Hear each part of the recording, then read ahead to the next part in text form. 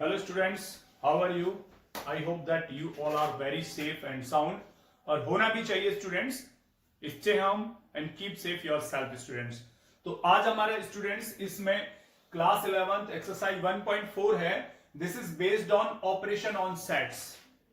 और operation on sets को students हम अलजेब्रा भी बोलते हैं, अलजेब्रा ऑफ सेट्स भी बोलते हैं. दोनों का एक ही मतलब होता है. इधर it can be said as operation on sets और अलजेब्रा ऑफ सेट्स. दोनों का मतलब एक ही है. अच्छा, अगर आपने ये वीडियो पहली बार देख रहे हैं, इससे पहले अगर आपने मेरी वीडियो नहीं देखी है तो इसके डिस्क्रिप्शन बॉक्स में जाकर के स्टूडेंट्स मैंने लिंक दे रखा है, उसका बेसिक जरूर पढ़ लें. क्योंकि अगर आपको बेसिक नहीं पता है, ऑपरेशंस का मालूम ही नहीं है कि what are the operations on sets, तो स्टूडेंट्स आपको क्लियर नहीं हो पाएगा. तो आप इसके डिस्क्रिप्शन बॉक्स में जाएं और वहां लिंक चेक करें. उस पर आपको ये प्रीवियस वीडियो आपको मिलेगी और उसे पढ़ें. और एक और बात students, thank you for your love and support to my channel. चलिए अब यहां हम ले लेते हैं एक्सरसाइज 1.4 के अंदर हमें जो प्रॉपर्टीज है यानी जो हमारे ऑपरेशंस है वो हमें यूज कर रहे हैं क्वेश्चंस में. बेसिक एक्सरसाइज है, कोई इतना बड़ा हार्ड नहीं है, टिपिकल नहीं है. तो मैं उसके क्वेश्चंस में से कुछ पार्ट सॉल्व कराऊंगा, क्योंकि सारे पार्ट सॉल्व कराने का कोई मतलब बनता नहीं, वीडियो बहुत ज्यादा लंबी हो जाएगी. और वो क्वेश्चन तुम खुद भी घर पे करके देख सकते हो और देखेंगे भी. और जो क्वेश्चंस के पार्ट आपसे ना हो आप मुझे कमेंट बॉक्स में लिख करके दे दें. तो अगर मुझे लगेगा कि स्टूडेंट्स की प्रॉब्लम ज्यादा हो रही है तो डेफिनेटली मैं उसकी एक सेपरेट वीडियो बना करके आपको दे दूंगा. तो अब हम यहां पर स्टूडेंट्स ले लेते हैं. सबसे पहले क्वेश्चन नंबर 1 है और क्वेश्चन नंबर 1 के अंदर स्टूडेंट्स जो हमें गिवन है उसने कहा है क्या कि find the union of each of the following pair of sets. यानी यहां पर यूनियन देना है. टू सेट्स उसने दे रखे और उनके अंदर यूनियन जनरेट करना है. तो मैं इसका पार्ट नंबर 2 ले लेता हूं. सबसे पहले स्टूडेंट्स इस सेकंड पार्ट में 2 सेट्स हैं. ए है एक AEIOU. वैसे आप इस सेट को जानते होंगे, सेट ऑफ वॉवेल्स है. और एक सेट और है स्टूडेंट्स जो उसने दे रखा है B और उसके अंदर दे रखा है A, B एंड C. तो हमें करना क्या है स्टूडेंट्स, हमें इसका यूनियन फाइंड आउट करना है. तो यूनियन का मतलब होता है to combine all elements of both sets without repetition. अगर मैं बहुत फ्रैंक बात करता हूं तो to combine all the elements of both sets without repetition, यानी रिपीट नहीं होना चाहिए कोई एलिमेंट्स स्टूडेंट्स. तो कंबाइन करेंगे तो it will be A union B. ये सिंबल देख रहे हैं आप, ये यूनियन का सिंबल आता है स्टूडेंट्स. तो इस पे क्या करना है, जितने भी एलिमेंट्स दोनों सेट्स में सबको कंबाइन कर दीजिए. तो AEIOU. अब यहां कौन बच गए स्टूडेंट, B और C बच गए. एक बात आपको मैं बता दूं स्टूडेंट्स, यहां पर जो एलिमेंट्स हैं इनको एलिमेंट्स बोलते हैं. अगर एलिमेंट्स का सीरियल नंबर आगे पीछे हो जाता तो उससे कोई फर्क नहीं पड़ता, वो भी वही उतना ही परफेक्ट है सॉल्यूशन. तो ये इसका यूनियन हो जाता है स्टूडेंट्स. अब इसका हम देख रहे हैं बच्चों पार्ट नंबर 3. इसके थर्ड पार्ट को ले लेते हैं. इसमें बोला है स्टूडेंट्स उसने x such that x is a natural number and multiple of 3. यानी सेट A के अंदर बोला है x such that x is a natural number and multiple of 3. यानी 3 के मल्टीपल्स होने चाहिए नेचुरल नंबर्स में. तो अगर आप इसको रोस्टर फॉर्म में बनाना चाहते हैं तो ये कुछ ऐसे हो जाएगा, जैसे 3, 6, 9, 12. यानी आप 3 का टेबल लिख सकते हैं. और अप टू इन्फिनिटी इसलिए छोड़ेंगे क्योंकि फाइंड मतलब लास्ट लिमिट गिवन नहीं है स्टूडेंट्स इसका. अब इसमें एक सेट B और दे रखा है उसने, और उसने कहा है x such that x is a natural number less than 3. यानी ये क्या है, x such that x is a natural number और क्या है उसने लेस देन 6. यानी 6 से लेस वाले नेचुरल नंबर्स आपको रखने. तो स्टूडेंट्स आप इसके अंदर रखेंगे, B के अंदर रोस्टर फॉर्म में ले लीजिए 1, 2, 3, 4, 5. That's it. और उसे क्या चाहिए, उसे चाहिए A यूनियन B. तो स्टूडेंट्स आपको मालूम है यूनियन का मतलब क्या होता है, combined all the elements without repetition. तो हम लोग लेंगे 1, 2, 3, 4, 5, 6, आगे 9, 12 एंड सो ऑन. इस तरह से आगे चला जाएगा. तो आप क्या देख रहे हैं, सेट B के सारे एलिमेंट्स यहां आ गए और सेट A के एलिमेंट्स तो आ ही जाएंगे. डॉट डॉट का मतलब यही होता है. अच्छा स्टूडेंट्स, इसका हम एक पार्ट और लेने वाले हैं. इसमें पार्ट देख लीजिए आप, फोर्थ पार्ट में हम देख रहे हैं बच्चों यहां कहा है फोर्थ पार्ट के अंदर दो सेट दे रखे। सेट ए के अंदर लिखा है x such that x is a natural number। Set ए में लिखा है x such that x is a natural number और बोला है कि x is greater than 1 but less than equal to 6। इसका मतलब क्या हुआ बच्चों, यानी 6 तक के नेचुरल नंबर्स इसने ले रखे हैं।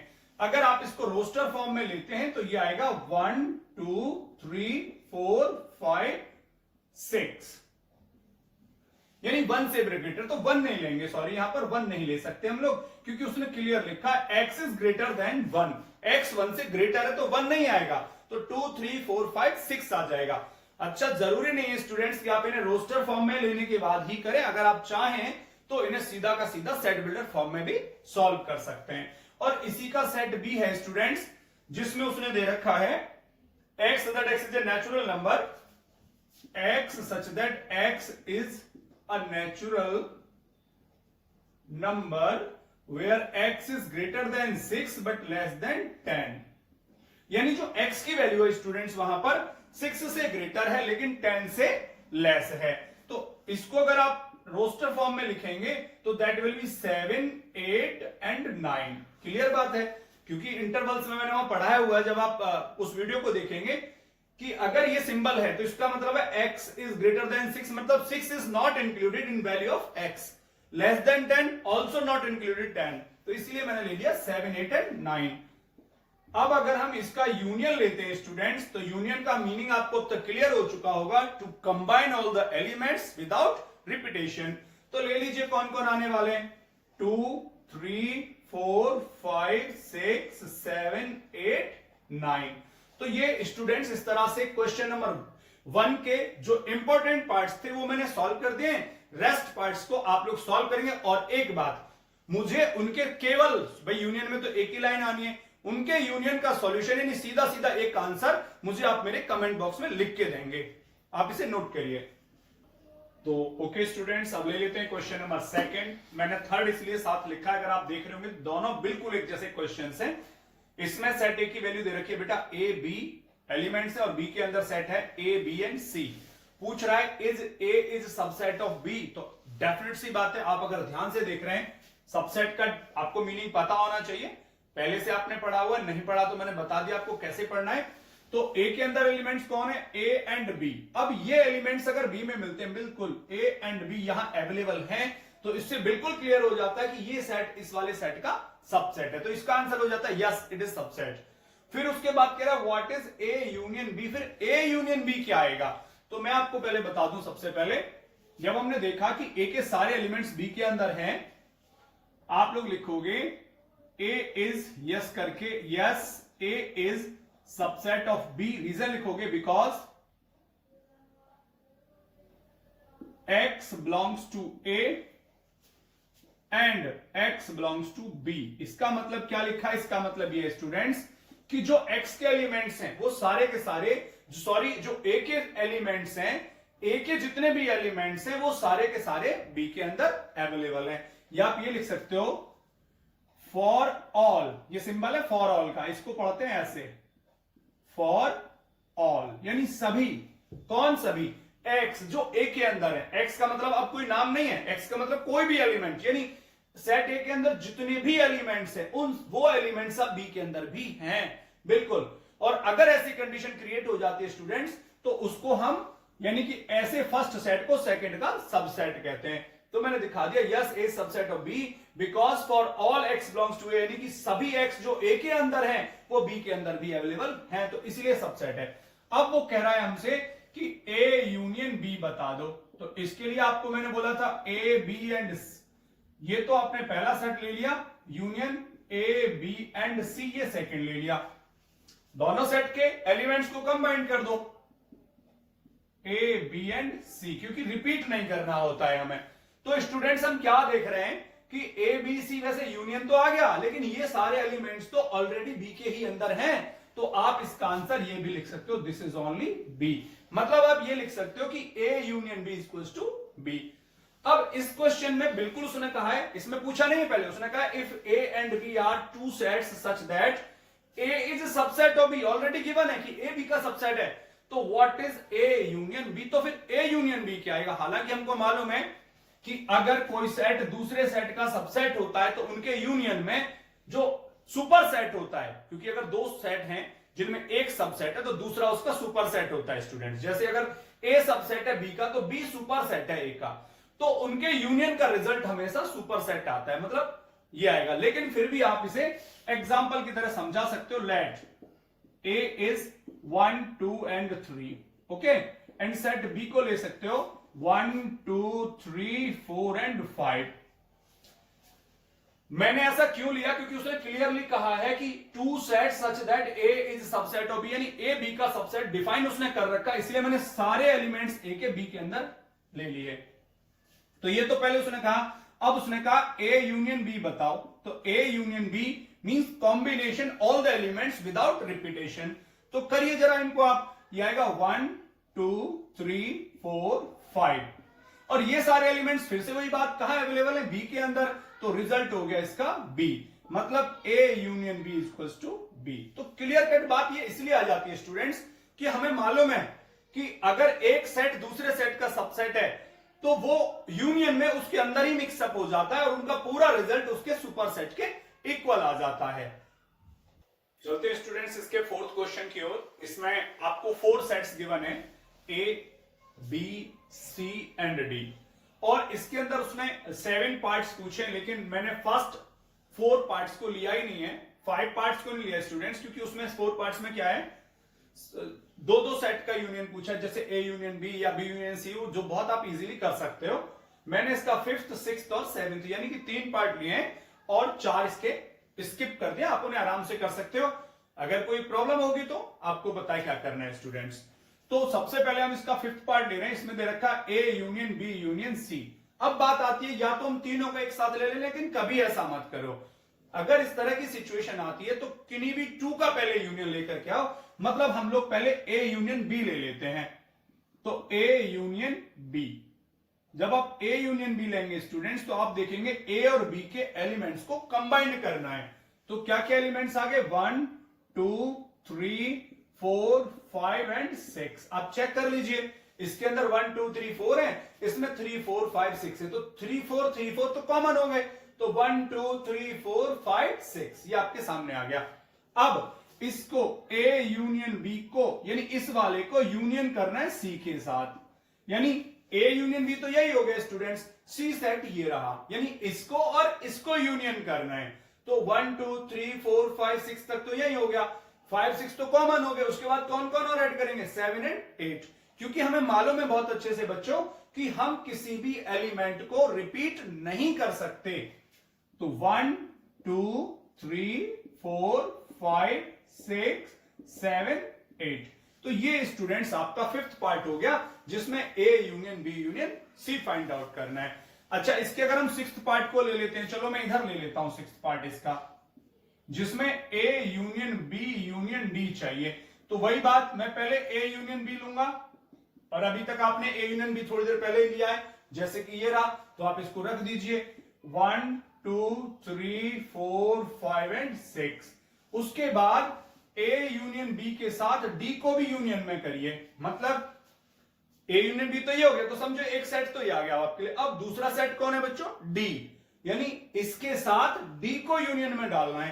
तो डी में कौन कौन एलिमेंट और है, तो वो बिल्कुल अलग है, तो मिक्स कर दो 1 2 3 4 5 6 7 8 9 एंड 10। ये दोनों एलिमेंट्स को हमने कंबाइन कर दिया, दोनों सेट्स को स्टूडेंट्स। इसके बाद हमारे पास इसका बच्चों 7th पार्ट और है, जिसको मैं ले लेता हूं यहां, और इसमें कहा है B union C union D.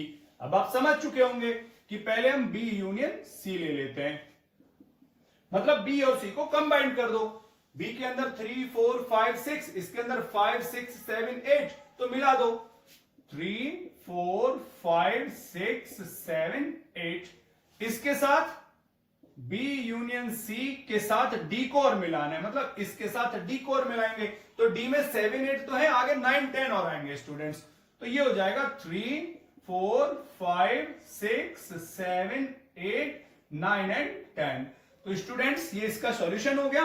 तो आप इसे अच्छे से चेक करें और इसके रिमेनिंग पार्ट्स को खुद सॉल्व करें। कोई डाउट होगा तो आप मुझे पूछ सकते हो।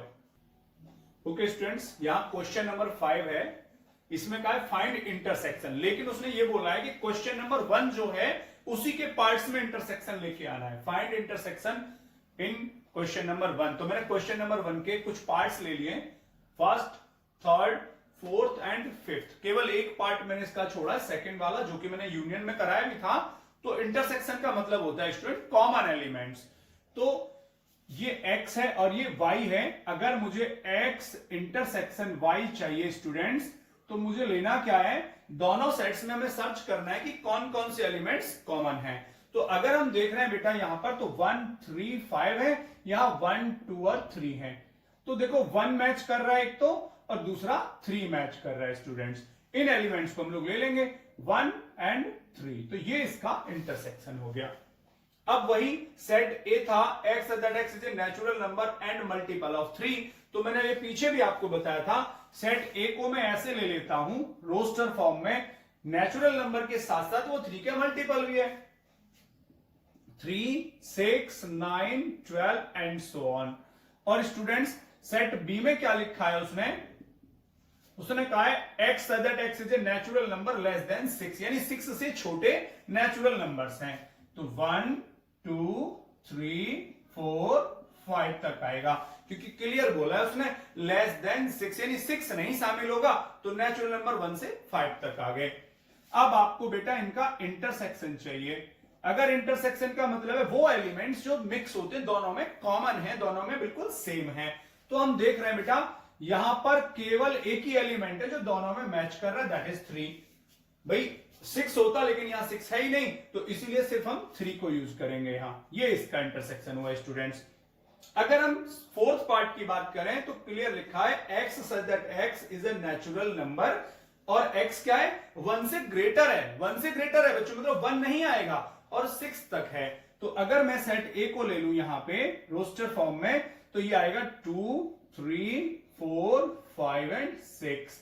और सेट बी को अगर मैं रोस्टर फॉर्म में लिखता हूं तो लिखा है a natural number where x is greater than 6 but less than 10। इसका मतलब ना ही 6 आएगा ना ही 10 आएगा।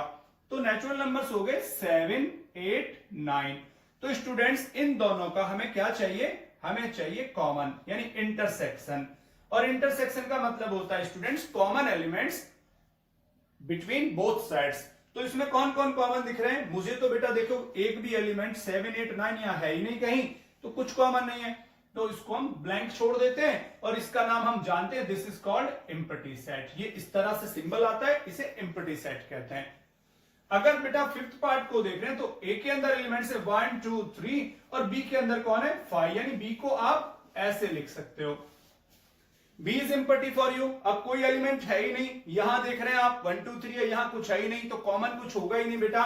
तो ए इंटरसेक्शन बी क्या हो जाएगा, एम्प्टी एलिमेंट होगा, और इसको वापस आप क्या लिख सकते हैं, 5 लिख सकते हैं। So this is the solution of.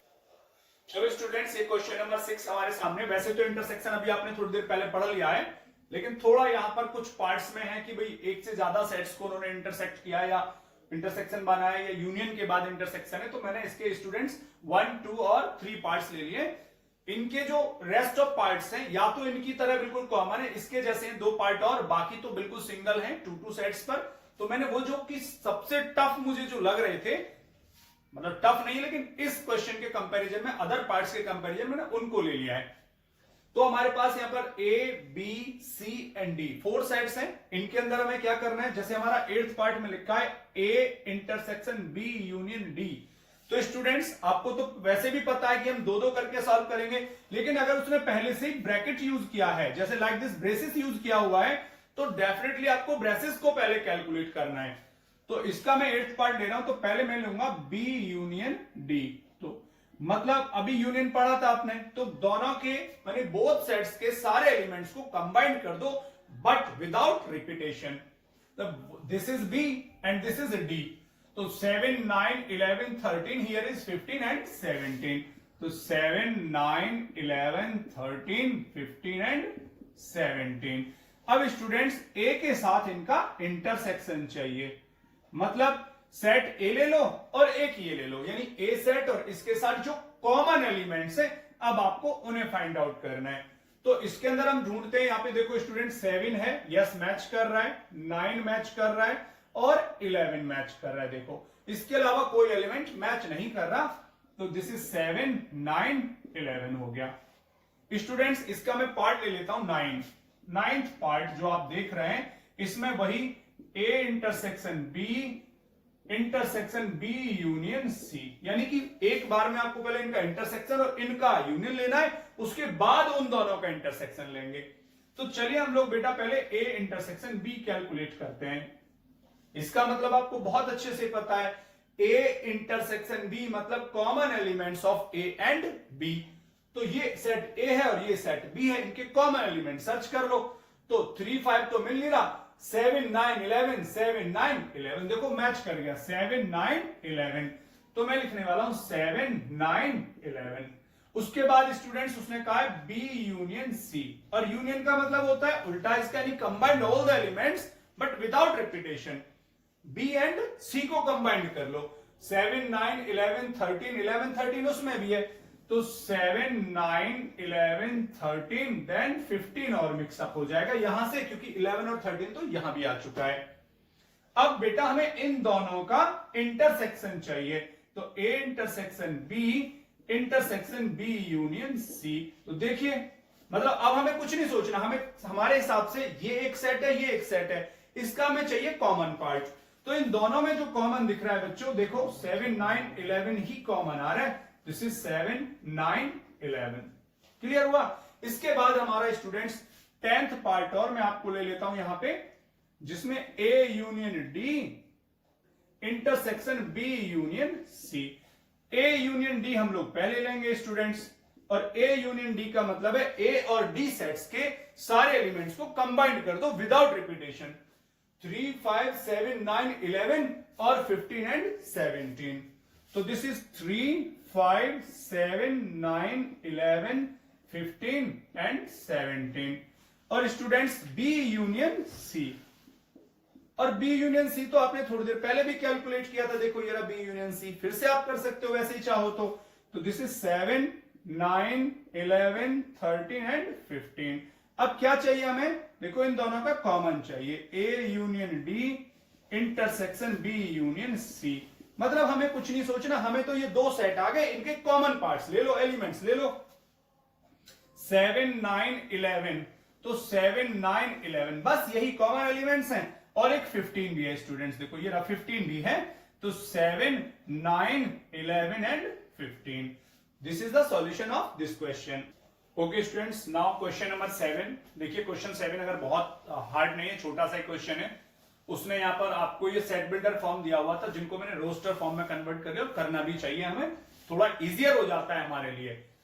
Natural numbers को मैंने लिख दिया 1 2 3 4 5 यानी सो ऑन, क्योंकि अभी ये एंड होगा ही नहीं। इवन नेचुरल नंबर्स को भी मैंने ऐसे ही कर दिया, और ऑड नेचुरल नंबर्स भी ऐसे ही, और these are the prime numbers. अब इसके कुछ पार्ट्स हैं जिनमें से मैंने 4 पार्ट आपके सामने ले लिए, यानी सबसे पहले ए इंटरसेक्शन बी। तो स्टूडेंट्स आपको पता है कॉमन लेना है यार, ए और बी में कॉमन कौन मिल रहा है आराम से ढूंढ लो। तो आप क्या देख रहे हो, जैसे ये 2 मिलेगा, आगे 4 मिलेगा, और आगे जाते तो 6 देन 8, यानी कुल मिलाकर के ये इवन नंबर से मिलने वाले थे। तो आप क्या लिखेंगे इसमें, 2 4 6 8 सो ऑन। और ये कौन है, इवन नेचुरल नंबर्स हैं ये। अगर आप चाहो तो इनको वापस इस सेट बिल्डर फॉर्म में लिख सकते हो कि x is a even natural number, और नहीं चाहो तो मत लिखो, और चाहो तो इसको केवल सेट बी भी लिख सकते थे, लेकिन अगर नहीं चाहते तो ये बिल्कुल राइट है, कोई इश्यू नहीं बनता स्टूडेंट्स। अब ए इंटरसेक्शन डी आता है। ए में कौन है, 1 2 3 4 सारे के सारे नेचुरल नंबर, और डी के अंदर 2 3 5 7 11, यानी कि सिर्फ इसके अंदर जो मिलेंगे आपको प्राइम नंबर्स मिलेंगे। तो स्टूडेंट्स इनमें सिर्फ केवल एक एलिमेंट है जो कॉमन हो सकता है, दैट इज 2 ओनली। बाकी नहीं, सॉरी 2 है, 3 है, 5 है, और भी नंबर्स मिलेंगे यहां पर। तो कौन से नंबर मिलेंगे मैं आपको बता दूं, हाँ इसके अंदर से प्राइम नंबर्स कॉमन मिलेंगे, क्योंकि ये तो सारे प्राइम है, और नेचुरल के अंदर तो इवन ऑड प्राइम सब मिक्स होते हैं। तो इसके अंदर जो मिलेंगे एलिमेंट्स वो होंगे स्टूडेंट 2 3 5 7 11 13 एंड सो ऑन। तो ये वास्तव में कौन बच गए, यानी इस पूरा का पूरा तो सेट डी है, यानी कि ये प्राइम नंबर्स हैं। आपको लिखना है तो ठीक है, नहीं तो परफेक्ट है ये आंसर। अब आता है स्टूडेंट्स बी इंटरसेक्शन डी के अंदर बी और डी में कौन कॉमन है। लेकिन हाँ, बी और डी में जरा ध्यान दें कि बी में और डी में सिर्फ 2 कॉमन आएगा। उसका एक रीजन है स्टूडेंट्स, इसमें तो इवन नंबर्स आएंगे जो डिविजिबल होते हैं, और इसमें वो नंबर्स आएंगे जो डिविजिबल होते नहीं, क्योंकि आप जानते हो प्राइम नंबर का मीनिंग क्या होता है, डिविजिबल बाय इटसेल्फ और बाय 1, यानी या तो खुद से डिविजिबल होगा या सिर्फ 1 से डिविजिबल होगा, और ये सारे नंबर्स 2 से डिविजिबल है। तो केवल ये एलिमेंट है जो दोनों में कॉमन आ सकता है। आ सकता नहीं, आया है। अब आता है स्टूडेंट सी इंटरसेक्शन डी। सी और डी, देखिए सी में 1 3 5 7 9, यानी कि जो ऑड नंबर्स हैं वो कहीं ना कहीं जाकर के मिलेंगे। जैसे 3 से 3 मिल गया, 5 से 5, 7 से 7, इसमें 11 भी आता, 13 भी आता।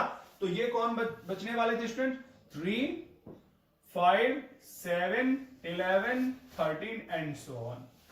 तो ये पार्ट्स मैंने किए, आप इसके कुछ पार्ट्स को स्टूडेंट खुद भी करके देखेंगे, प्रॉब्लम होगी तो पूछ लेंगे।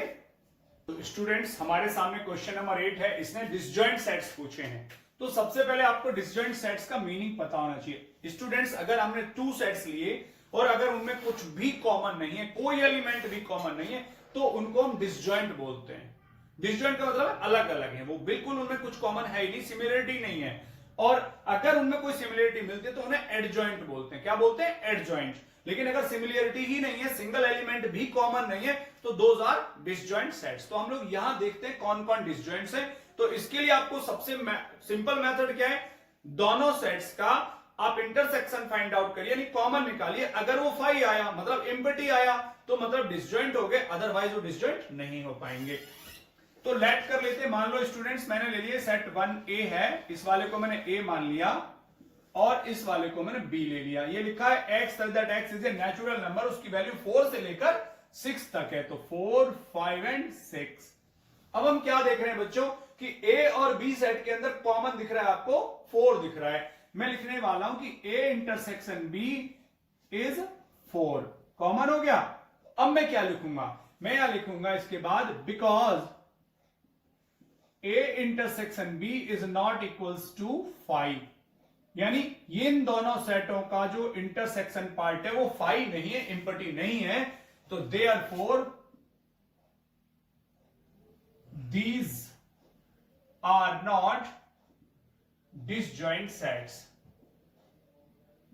यानी ये डिसजॉइंट सेट्स नहीं है। क्यों नहीं है, क्योंकि आपको मालूम चल गया कि भाई इनमें तो कॉमन एलिमेंट है अवेलेबल। अब A E I O U, इधर C D E F, तो देख पा रहे हैं आप, देखो E और यहां भी E दोनों में कॉमन है, तो वैसे ही पता लग रहा है ओरल की भाई डिसजॉइंट नहीं है।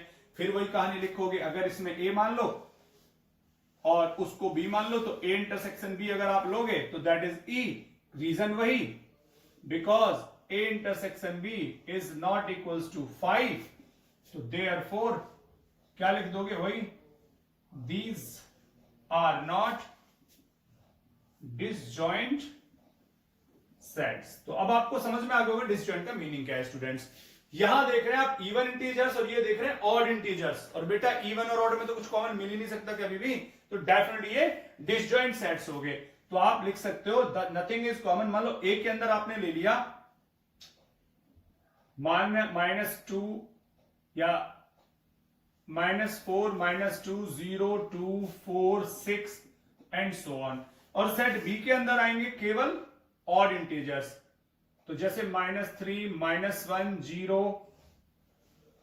सॉरी 0 इज नॉट ऑड, इधर आ गया आपका 1 3 5 एंड सो ऑन। तो आप क्या देख रहे हैं स्टूडेंट्स, इन दोनों में कुछ भी तो कॉमन नहीं आ रहा ना, तो आप लिखेंगे A intersection B nothing common, it means A intersection B is equals to 5, तो therefore these are disjoint sets, disjoint sets। तो स्टूडेंट्स ये डिसजॉइंट सेट्स हो गए। देखो स्टूडेंट्स, ये क्वेश्चन नंबर 9 एक छोटा सा पार्ट है, इसके अंदर set A B C and D हैं जिनमें एलिमेंट्स हैं डिफरेंट। इसमें 12 पार्ट है, मैंने रेंडमली कोई 4 पार्ट्स ले लिए, आप रेस्ट ऑफ को आप सॉल्व करिए, किसी में डाउट होगा तो पूछ लीजिएगा। तो इसमें कहा है उसने कि A माइनस B बताओ, यानी A से B, यानी अगर हम स्टूडेंट्स अगर हम डिफरेंस करते हैं तो हमारा फोकस ये रहता है कि ए से बी को माइनस करते टाइम जो कॉमन एलिमेंट्स होते हैं दोनों में वो रिमूव हो जाते हैं। यानी ये कहिए कि ए में से जब बी माइनस करते हो तो केवल कॉमन एलिमेंट्स को रिमूव कर दो ए में से। तो देखिए क्या करेंगे, मैं आपको बताता हूं। ये ए है आपके पास, अगर आप 3 को सेलेक्ट करते हो, बी माइनस करना, तो जरा बी में ढूंढो 3 है कि नहीं है, नहीं है ना, तो 3 यहां पहुंच जाएगा। समझो एक रिवर को पार कर रहा है, अगर वहां सेम टू सेम मिल गया तो गायब, और अगर नहीं मिला तो पार होके यहां आ गया। अभी हम 6 देखते हैं दूसरा, तो 6 कहां नजर आ रहा है, नहीं है, तो ये भी अवेलेबल हो गया। इसके बाद हम 9 को लेते हैं, 9 भी नहीं दिखाई दे रहा हमें, तो 9 भी स्टूडेंट्स यहीं आ गया। उसके बाद ले लिया 12, 12 इससे टकरा जाएगा तो 12 नहीं लेना। इसके बाद मिला स्टूडेंट्स 15, तो 15 कहीं नहीं सेम है तो 15 बाहर। इसके बाद 18 देखिए नहीं है 18, तो ये भी आ गया स्टूडेंट्स। इसके बाद कौन है 21, ये भी यहां नहीं है, तो ये भी अवेलेबल हो गया। तो इस तरह से हम लोग डिफरेंस करते हैं, जिस सेट से दूसरे सेट को डिफरेंस करना है, माइनस करना है। ध्यान ये रखना होता है बच्चों कि उसके एक एक एलिमेंट को आप उठा के लेके आओ और चेक करो, अगर वहां वो एलिमेंट कॉमन है तो गायब, और अगर नहीं है तो वो यहां पहुंच जाता है रिजल्ट में। सेम हम a माइनस डी में करेंगे, this is A and this is D here. वही काम करिए, जरा 3 को चेक करो, नहीं है तो 3 यहां पहुंच गया। 6 भी नहीं है, ये भी पहुंच गया। 9 नहीं है, ये भी पहुंच गया। इसके बाद 12 नहीं है, पहुंच गया। देन स्टूडेंट्स 15, हाँ ये टकरा के गायब हो गया। 18 नहीं है तो ये भी पहुंच गया। अच्छा 21 ये भी नहीं है तो ये भी यहां आ गया स्टूडेंट्स।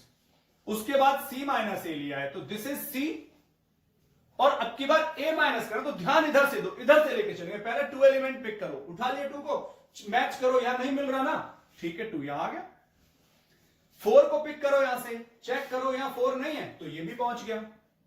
उसके बाद वहां से 6 लिया, 6 मैच कर गया, छोड़ दो। 8, यहां 8 कहीं दिखाई नहीं दे रहा, आ गया।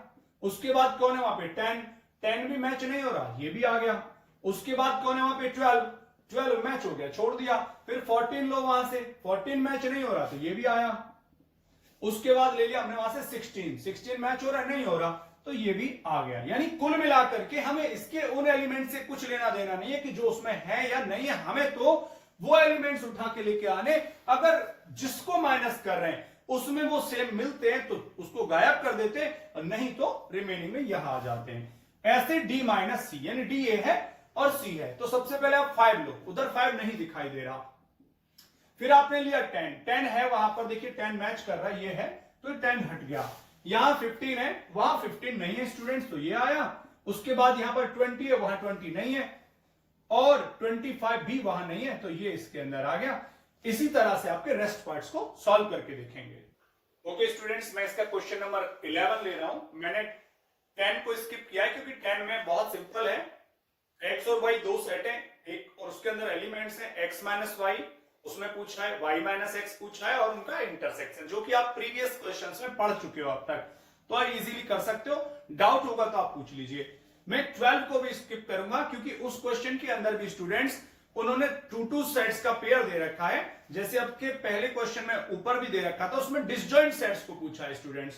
तो डिसजॉइंट सेट्स हमें जस्टिफाई करने, तो देखना है दोनों में कुछ कॉमन तो नहीं है। आप इससे पहले क्वेश्चन कर चुके हो डिसजॉइंट सेट्स पे। क्वेश्चन नंबर इसने जो दे रखा है, मैं आपको बता देता हूं कि कौन से सेट को कौन सा क्वेश्चन आप लोगों ने डिसजॉइंट में किया था। तो स्टूडेंट्स अभी आप लोगों ने पढ़ा था क्वेश्चन नंबर 8 में देखा था कि डिसजॉइंट सेट्स कौन कौन है। तो सेम टू सेम आपका 12 है, वहां भी ऐसे ही दे रखा है, आपको बताना है कौन कौन डिसजॉइंट है। तो आप लोग क्या सर्च करेंगे, गिवन बोथ सेट्स में अगर कुछ भी कॉमन नहीं है, वो एम्प्टी बच जाता है, तो डिसजॉइंट है, नहीं तो वो डिसजॉइंट नहीं है। इसको मैं ले रहा हूं, हालांकि कोई बड़ी बात नहीं थी। R for real numbers, Q for rational numbers, तो R माइनस क्यू आएगा। तो स्टूडेंट्स अगर हम रेशनल की बात करते हैं रियल के साथ, तो रियल नंबर्स को हम 2 पार्ट्स में डिवाइड कर सकते हैं, एक रेशनल, दूसरे इरेशनल। मतलब एक रेशनल पार्ट हो गया, दूसरा इरेशनल पार्ट हो गया। तो इसका सीधा सीधा सा जवाब है आपके सामने कि भाई R minus Q real numbers, मैं आपको वैसे समझा देता हूं, real numbers are the parts of 2, कौन कौन होंगे, एक होंगे rational numbers plus irrational numbers.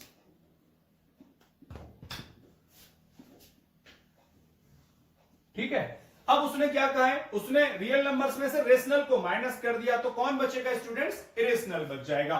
तो r minus Q is equals to irrational numbers. देखो स्टूडेंट, बस इतनी सी बात थी, यहां पर बहुत छोटा सा क्वेश्चन है। फिर से मैं आपसे वही कहूंगा, आप वीडियो का पूरा फायदा लीजिए और प्लीज आपको जो भी समझ में आता है, नेगेटिव पॉजिटिव, आप कमेंट्स दीजिए, क्योंकि देखिए वही मेरे लिए मोटिवेशन है। अगर आप नहीं कमेंट्स देते हो तो मुझे लगता नहीं कि कोई बेनिफिट हो रहा है आपको वीडियो का। अगर सचमुच में आपको वीडियो पसंद आ रही है तो डेफिनेटली आप इसको लाइक करिए, शेयर करिए और प्लीज चैनल को भी सब्सक्राइब करिए, ताकि मुझे मोटिवेशन मिले और मैं आपके लिए इसी तरह से बहुत अच्छे मैथ के कॉन्सेप्ट्स आपको देता रहूं। Thank you students.